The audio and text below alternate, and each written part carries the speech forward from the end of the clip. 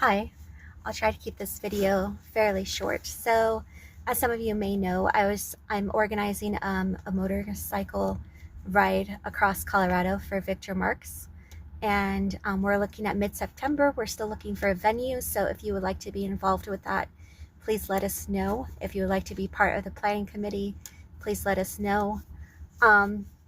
So, I just had an idea today and something that needs to be addressed, and I was reminded of um, that I hope the event can maybe help with. And so, not even a mile away from my house, we're in trouble. Our youth, our kids are in trouble. And so, um, I had heard reports of young people breaking into and vandalizing homes, pepper spraying each other in the face, um, flashing knives on the bus, 9-year-olds left alone by themselves, gang warfare at the local neighborhood park. And this looks like an ordinary neighborhood. It doesn't look like really anything noticeable or ghetto or in a bad part of town. But the troubling thing is that this is like the next generation. Our kids aren't being called to be accountable in schools. We need to be willing to reach out and not just be like,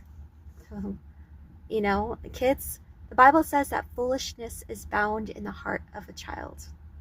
So, but my call is to, I would like for some of these bikers, some of these men to be willing, or women, to be willing to be involved in the lives of some of these kids, and be willing to do a background check, and to be willing to be an accountability partner, to check up on them, to say, hey, how's it going? How was your week?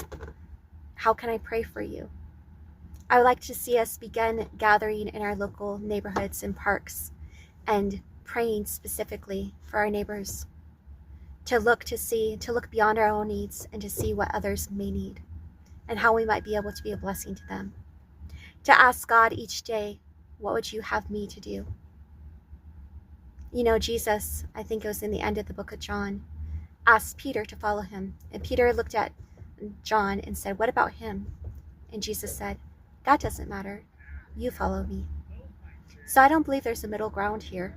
Things are so extreme on the left side of Colorado, going towards becoming socialist, becoming communist, indoctrinating our children, trying to encourage them to mutilate themselves, to harm themselves, to identify themselves as something that God did not